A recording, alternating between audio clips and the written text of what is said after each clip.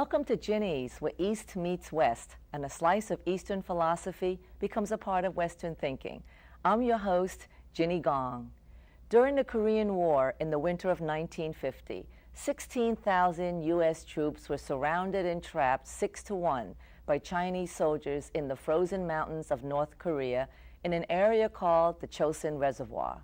Under the leadership of my guest today, the first Chinese-American commissioned Marine officer in combat, they refused to surrender and fought their way to freedom. At one point, he single-handedly outwitted the Chinese enemy into exposing their presence and ultimately retreating. In recognition of this American's extraordinary valor, the Smithsonian Channel released the documentary Uncommon Courage: Breakout at Chosin.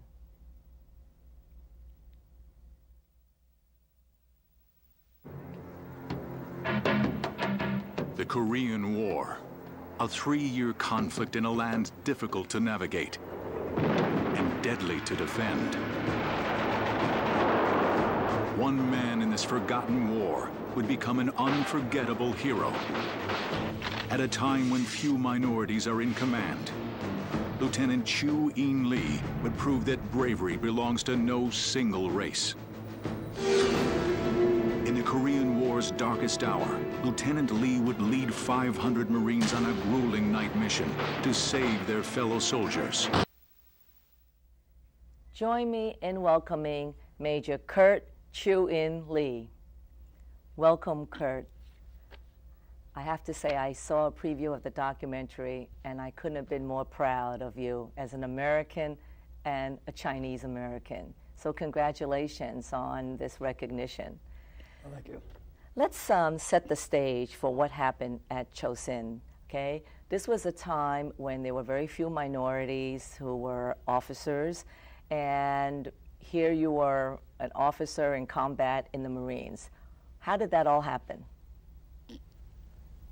Well, it was a change of times, actually, but through personal initiative, I took what action I could in order to pursue my goal, which was to meet all the challenges offered by the Marine Corps to demonstrate that, to eliminate a lot of the stereotypes about the Chinese being meek, inoffensive, and all that kind of rot.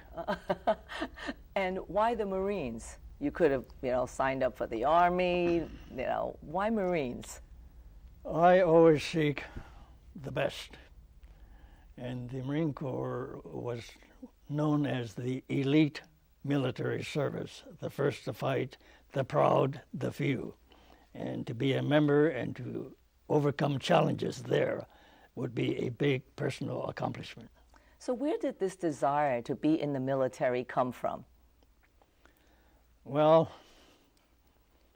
I think it's genetic in a way, because my father was quite interested and proud in the history of China. Mm-hmm.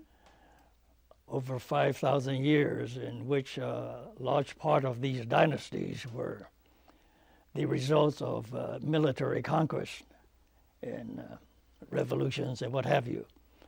And I was very interested in the West knowing more about the ancient Chinese accomplishments in the martial area. Mm-hmm. And you mentioned something about a tattoo that your father had on his arm that had meaning for you. Yes. As a kid, I was struck by a tattoo on. My father was a pretty brawny man. He's much larger than I. Uh-huh. And it stated death before dishonor. And I wasn't quite sure what it meant, but later on I was quite impressed by it, and pretty much have that as part of my own motto. Mm-hmm. Mm-hmm. Well, I think you were probably right about it might have been genetic, because I understand your brothers were also in the military. I am one of 4 brothers, and all 4 of us ended up in the military. My youngest kid brother did not the time was not right for him to be involved with the war. But he was a member of the Army. But my other two brothers and I were all first lieutenants at the time of the Korean War. Chiu Mun was a career officer, Army, and he won the Distinguished Service Cross, the equivalent of the Navy Cross. Which is what you got. Which is what I had. And my third brother was really a pacifist. However, he ended up in the medical corps as a convoy motor transport commander and earned 2 Bronze Stars for heroism in saving wounded soldiers abandoned by the other soldiers. And there was in Sacramento, in the 50th anniversary of the war in 1999, at the California Military Museum, an exhibit called Family Courage Extraordinaire, which was about me and my brothers, and it went on for the whole summer. That's great. You know, people who know you sometimes call you a maverick. And now that I've met you a few times, I think that's a pretty good descriptor. What do they mean by that? Well, maverick doesn't mean being mean for mean's sake or something like that. It has some level of risk-taking. It's a level of risk-taking, but also being responsible. And one should not accept whatever was uttered to be gospel if you know the person, if you know his background and somewhat. And if you differ and knew that he was wrong, you should not be afraid to speak up. You know, let's turn to the reactions of the men that were reporting to you when they realized that you're a Chinese American. I came from a reserve outfit and had a choice of a rifle company, or machine guns, or mortars. And so I said, Lieutenant Lee, he's got to be a big old good-natured Irishman, so we'll do machine guns. I saw Lieutenant Lee, and he looked different to me because I was looking for a Caucasian officer, and here I've got a Chinese officer. That was a shock. I had never seen a Chinese American Marine. You know, I know that there were questions about your ethnicity, and especially when the enemy was the Chinese, I'm sure there were questions about your loyalty. How does someone deal with those kinds of perceptions that people have about you, especially when you're the leader? Well, I think that point is somewhat overplayed in this particular film, because when the first thing I made clear was who was the leader when I joined the company. And through very direct, aggressive, and sometimes harsh discipline, in sometimes forcing these young Marines to learn if their attention happens to wander and all that. So that when we were fighting against the North Koreans and everybody did his job, and fighting against the Chinese should be no different. I personally don't feel that any of my men wonder about my loyalty because they follow my orders, period. So your belief is you're in charge and they need to know it. Well, there's no question about it. This is what differentiates the Marines from the Army, let us say. Okay. So what is it like to be able to understand the language of the enemy? Again, that is overplayed. Okay. I tell you, my Chinese is as good as my Chinese, maybe. Maybe so, and it's a form of what we call pure Cantonese, and I knew very little about Mandarin and all, and I did. But you knew enough, so the enemy thought you were one of them. Well, I made some Chinese noises out there. And that got them confused a little bit. Okay. But my men all thought that whatever I said was pure Chinese. Okay, you were assigned to guide 500 men to rescue and relieve Fox Company, and that was the Marines who were controlling Toktom Pass, which was the segment that the Americans actually still controlled. Let's take a look at the tactical situation, okay, at the Chosin Reservoir during this time. On the evening of December 1st, Lieutenant Chu In Lee receives a critical order. He will lead 500 Marines to aid Fox Company. The man who was once called the Chinaman is long forgotten. Now, Lieutenant Lee is the man who will get them out alive. But it's too dangerous to travel along the main service road. Instead, Lieutenant Lee must guide his men single file over the snow-covered rocky hills. It was really a virtual mission impossible because there was very difficult mountainous terrain. You have to remember that what we did that night was unprecedented. Nobody had any experience in that sort of thing at all. You can imagine going through the mountains in a blizzard, and he's up there trying to find his way through. As we went to Fox Company, it was pitch black. You couldn't see a hand in front of your face. Bitterly cold, snow coming down. And so it was a single file, and the going was very difficult, strenuous. Everybody was completely exhausted. Navigation will be the key to success. Lieutenant Lee is forced to make frequent stops at the front of the line. The conditions could easily cause the Marines to go in circles. So, Kurt, if you think back, what do you still remember about that trip to rescue Fox Company? What's vivid in your mind? Well, I was assigned not to guide the 500 men. I was assigned to lead the 500 men to actually conduct the so-called rescue operation. Okay. And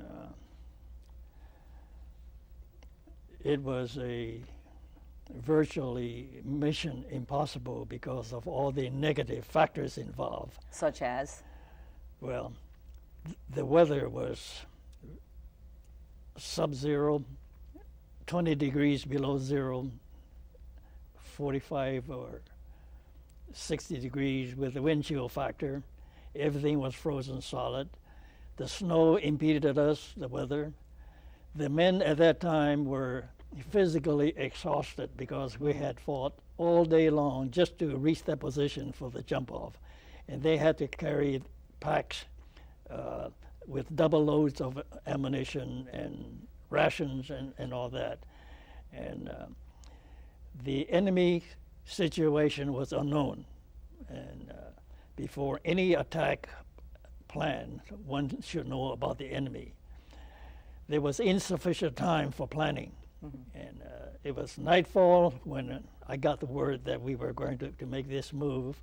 And I had barely enough time in the light to scan the map.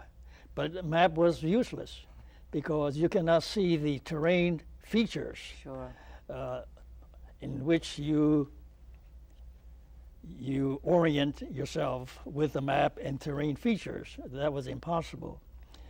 And physically, I was not in good shape. I was weakened by a previous wound and was really not physically well. But that did not affect my thinking. My mind was very clear, and whereas the battalion commander said that he was mentally exhausted and he could not remember what he said in orders and had to have the men repeat it to him, I did not have that problem. Mm-hmm. I remember everything. And, but these negative factors singly would make it difficult, make the mission hazardous, but together it would make it a virtual mission impossible. Wow. Well, hold that thought, okay? It's time for us to take a break. We'll be right back to continue our conversation with Major Kurt Chu-In Lee.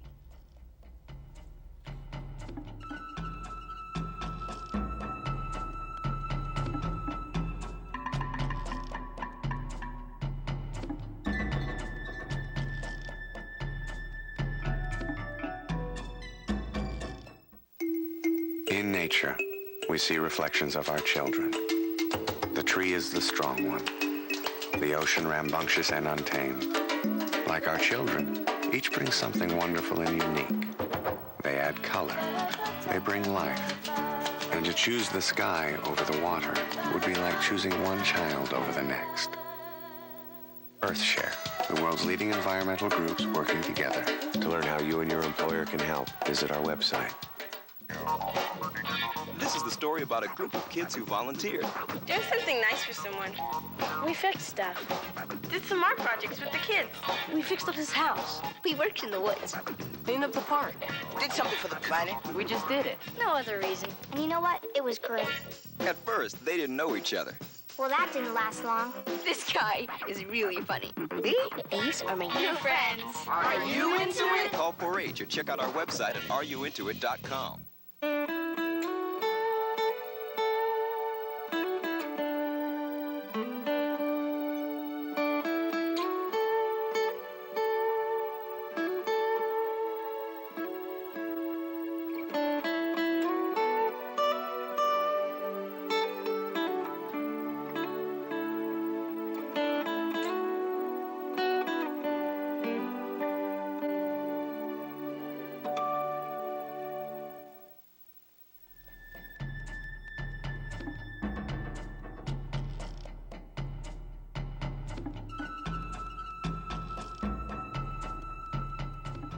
Welcome back to Ginny's, where East meets West.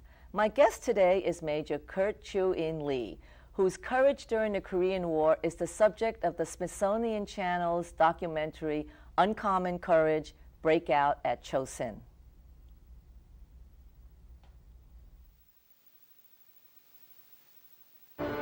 The successful breakout of Chosin has been recorded as one of the great triumphs in American military history.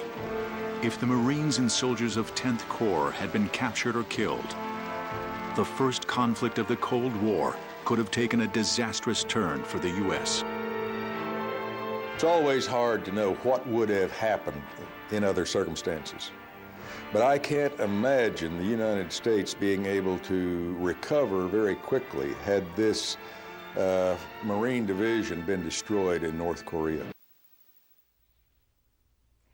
We just saw a segment about what would have happened if, we weren't successful at Chosin. And if you ask your men, they attribute it to your leadership. Tell us about, your leadership, the red cape. Tell us about that. How important is leadership in the military? Well, leadership is everything in the military. Without leadership, you don't have a military, period.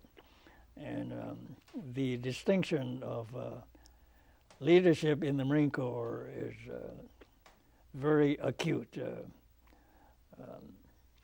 We demanded not only of oneself as an officer, but that his NCOs all exercise leadership in order to carry out the order.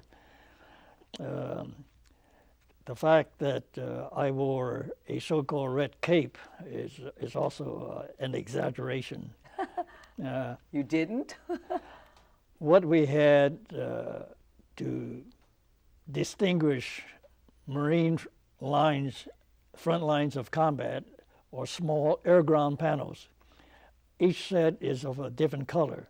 We had yellow, green, red, white. And we had to change the color because the enemy could capture one of them and then pretend that they were their friendly troops. I picked the brightest one, which was red, and wore it around my neck so that it would be visible from the rear over my pack and also from the front for two reasons. And one is that my men would always know where I was located. In combat, where everybody is in combat talks and all, it's hard to tell who the leader was if you're following. But wouldn't the enemy know where you're located too? Well, that is also, yes. The enemy would know who the leader was. But my point is that any leader worth his salt must exercise command with proper gestures and hand and arm signals and so forth. Otherwise, he cannot exercise command. Mm-hmm. And for any officer to try to hide his identity as an officer by not moving, by hiding his insignias and all that, that to me, but anyway, yes, the enemy could see me, but psychologically, I want the men to know that you have nothing to fear. Mm-hmm. And it just happens that even though I may have taken the most risk, I lasted the longest from the beginning to end as their leader. Mm-hmm. We had many killed and wounded and all, but I survived, and they could all see me, and so.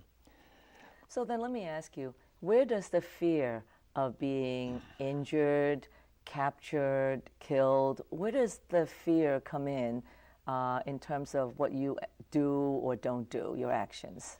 Is there any fear?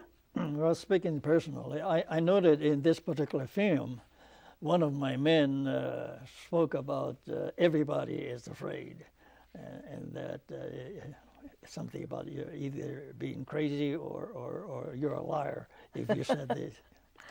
The fact is that maybe because of my Chinese background, we're fatalists. And in my view, if you're hit and killed, that's it. You won't feel a thing. Now, if you were badly wounded and all, you will be saved by your men, and you will survive. And as far as being captured, or if you run out of ammunition, you still have your bayonet, you still have your fighting knife called the K-bar, and you have finally your entrenching tool mm-hmm. to use as a club mm-hmm. and all in defense. So capture is never an option for mm-hmm. a Marine. I see. Well, spoken like a true Marine. You know, I am aware of a campaign by those who served under you to have your Navy Cross upgraded to the highest honor, the Congressional Medal of Honor. So how does that make you feel? Well, this is not quite correct. It's not, okay? The Navy Cross cannot be touched. Okay. It was for a separate battle, not the Chosin Reservoir. I see. At the Chosin Reservoir, where I became famous, all I got out of those 14 days was a Purple Heart. I see, okay. I finally received a Silver Star 6 years late. Uh-huh. By that time, many things that had happened in the Marine Corps, and my being a maverick took some consequences. Oh, okay. And all, but I want to talk about that. Uh-huh. The men, when they found that, they thought the Navy Cross was for the Chosin Reservoir, but when they found it was not, they found that I had a Silver Star. They were highly irate, and they wanted they wanted the medal upgraded. And I did not want them to compete with my battalion commander, who got the Medal of Honor for that same night attack. And I won't get into some politics involved in this, but this time, I consider that any award of any decoration for the action at the Chosin Reservoir would do credit not only to the recipient, but most of all to the unit that they fought with. In other words, a bigger company should have been given much more recognition for what it did. Well, that's spoken like a true leader, and you're a little too humble. I mean, if the men really feel you deserve it, they're going to try to get that. And certainly, in watching the video, it seemed to me as though you really played quite a role in just making that trip and getting them there. So I appreciate everything that you've done. We're going to take a look now and close with this segment from the documentary. Lieutenant Lee was an Asian American leader in a time when many believed they could not be military heroes. His men will remember him as the commander whose tough discipline wore them down, but also got them out of Korea alive. One time, Lieutenant Lee asked me, "What did the men think of me?" And I said, "They loved you." And before I could say anything else, he said, in an abrupt voice, he said, "They loved me?" Like he was indignant about it. And then I said, "And they hated you," because that was the way it is in combat. It was really an honor for me to be part of this company and also to perform, I hope, commendably as the very first Chinese American to hold a regular commission and also to exercise this commission by leading Marines into combat.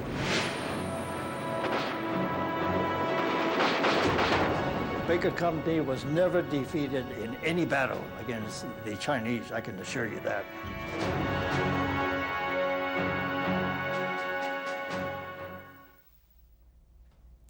Well, Kurt, my personal congratulations to you and appreciation.